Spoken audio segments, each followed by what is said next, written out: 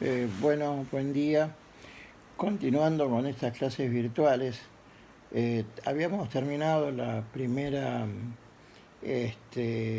charla, la diferencia entre derechos reales y derechos personales. Dijimos que las obligaciones forman parte de los derechos personales, pero no podemos dejar de lado de hablar de un tema que son las llamadas obligaciones propter rem o también denominadas obligaciones reales. Las obligaciones propter rem fueron definidas por Alcina Atienza, que ha tratado este tema con mucha profundidad y responsabilidad, y dice que obligaciones propter rem son aquellas que descansan sobre determinada relación de señorío sobre una cosa, nacen, se desplazan y se extinguen con esa relación de señorío. Repito, las obligaciones que descansan sobre determinada relación de señorío sobre una cosa y nacen, se desplazan y se extinguen con esa relación de señorío. Sus rasgos más significativos serían los siguientes. Toman de las obligaciones el contenido, es decir, un deber jurídico bien parecido al de dar, hacer o no hacer algo determinado, y del derecho real el asiento, ya que la legitimación estará dada por la circunstancia de hallarse el acreedor o el deudor propter rem en cierta relación con una cosa. Los caracteres de este tipo de obligación son: afectan al titular de una relación de señorío sobre una cosa en cuanto tal.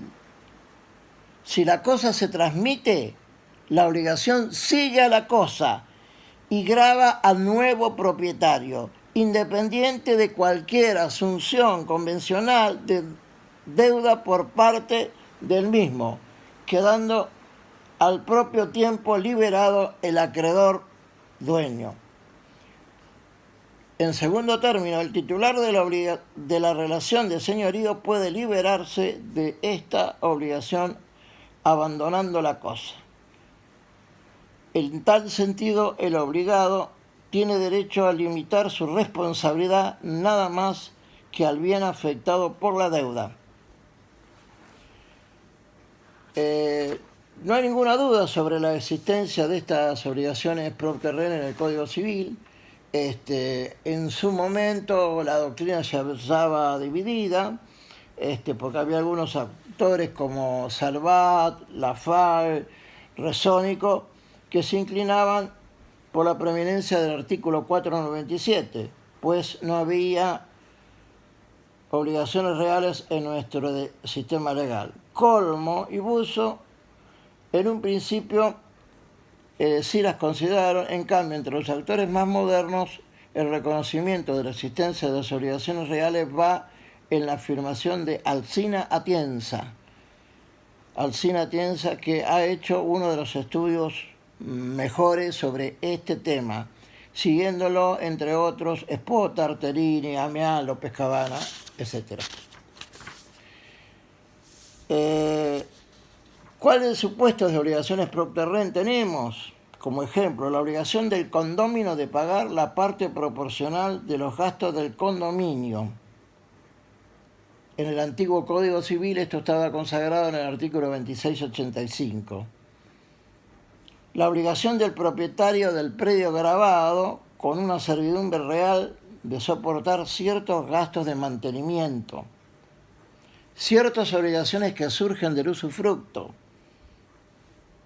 La obligación del propietario de mantener las plantaciones linderas a 3 metros del muro medianero. La obligación es del propietario de cortar las ramas que pasan el límite de su propiedad. La obligación de conservar y cuidar el objeto prendado. La obligación del dueño de una cosa perdida de recompensar al hallador y pagador y pagarle los gastos hechos en ella.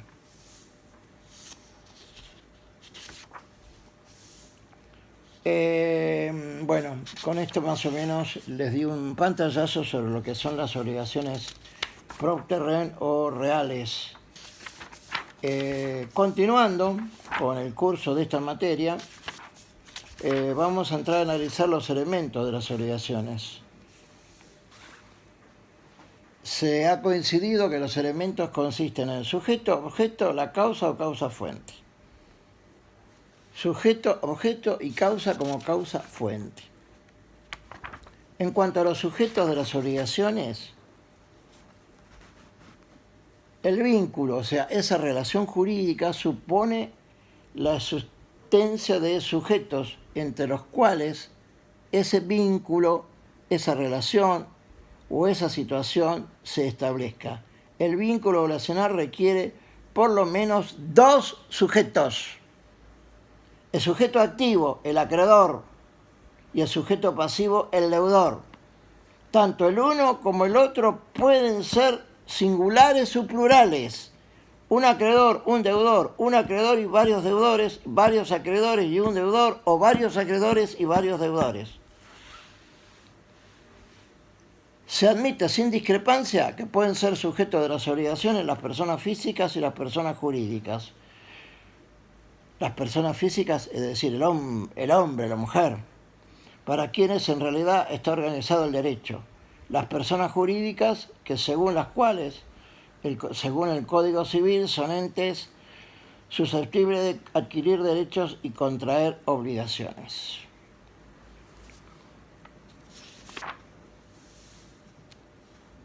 ¿Qué caracteres deben tener los sujetos de las obligaciones? ¿O qué requisitos? Tener capacidad, ser distintos y ser determinados o determinables. La capacidad del sujeto. Se requiere que el sujeto tenga capacidad de derecho, o sea, capacidad de goce. No es preciso, en cambio, que los sujetos sean capaces de hecho, vale decir, capaces de ejercitar los derechos, pues faltándole esa capacidad, tienen que actuar por intermedio de sus representantes, que pueden ser padres, tutores, curadores. Los sujetos tienen que ser distintos.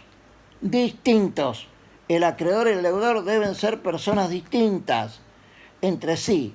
Nadie puede ser acreedor y deudor en sí mismo. Cuando tal situación concurre, la obligación se extingue por confusión. Y los sujetos tienen que ser determinados o determinables. Si bien puede haber un grado de indeterminación inicial al momento de cumplir la obligación, los sujetos tienen que estar claramente determinados.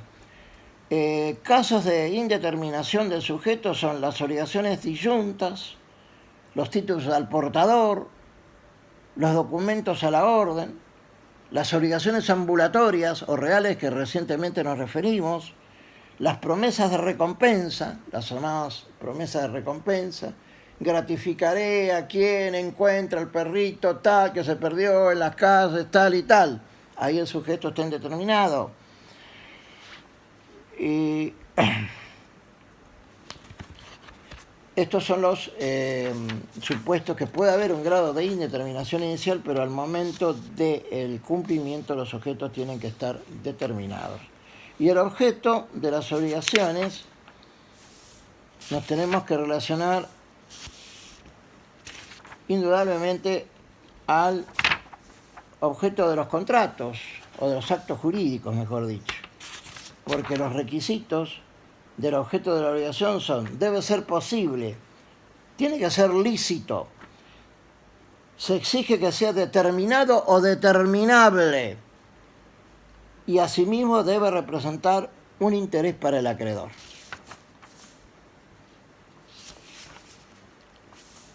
Discúlpenme que no me hago extensivo en analizar cada uno de estos supuestos, porque se supone que lo deben haber visto en Civil 1. Dadas las circunstancias, me tengo que limitar a ser lo más sintético posible, ya que prácticamente me quedan 3 minutos para seguir explicando esto. De la fuente ya nos referimos: contrato, cuasicontratos, delitos, cuasidelitos, ley, voluntad unilateral, enriquecimiento sin causa, abuso del derecho.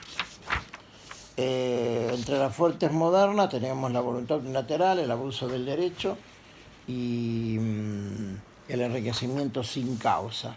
Más adelante vamos a hacer mención en forma más extensa a estos elementos. Ahora nos vamos a referir concretamente al análisis de los artículos del Código que continúan al artículo 724.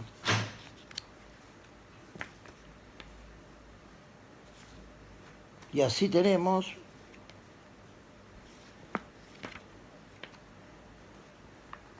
el artículo 725, requisito: la prestación que constituye el objeto de la obligación debe ser materialmente y jurídicamente posible, lícita, determinada y determinable, susceptible de valoración económica y debe corresponder a un interés patrimonial o extrapatrimonial del acreedor. El artículo 726 se refiere a la causa. No hay obligación sin causa, es decir, sin que derive de algún hecho idóneo para producirlo de conformidad con el ordenamiento jurídico. Ya nos referimos a las obligaciones como causa fuente. Y el artículo 725, la prueba de la existencia de la obligación. 727, discúlpenme. El artículo 727, prueba de la existencia de la obligación, presunción de fuente legítima. La existencia de la obligación no se presume. La interpretación respecto de la existencia y extensión de la obligación es restrictiva, o sea que se debe probar. Probada la existencia de la obligación, se presume que nace de fuente legítima, mientras no se demuestre lo contrario. Y el artículo 728, y acá vamos a terminar, habla de deber moral. La entrega de incumplimiento de deberes morales o de conciencia es irrepetible. Esto de deber moral eran las antiguas obligaciones naturales que estaban consagradas en el Código de Vélez en los artículos 515 a 518. Obligaciones naturales eran aquellas que, fundadas en el derecho natural y en la equidad, no conferían acción para exigir su cumplimiento, pero cumplidas por el deudor no se puede repetir lo pagado. Siguiendo los lineamientos de la doctrina, inclusive de los códigos a nivel internacional, el nuevo código suprimió el tema de las obligaciones naturales y solamente se limitó a llamarla deberes morales. No se puede repetir lo pagado. Esto quiere decir que si yo hay una obligación prescripta que ya pasó el tiempo para hacer valer ese derecho, pero yo la pago, después, estaba prescripta, no puedo pedir que me devuelvan lo pagado, ya la pagué. Eso quiere decir, no se puede repetir lo pagado. Bueno, discúlpenme, pero el tiempo es tirano para poder subir esto. Seguiremos próximamente con estas clases. Buen día y que tengan mucha salud, y a quedarse en su casa, por favor. A quedarse en su casa. Esta lucha es de todos.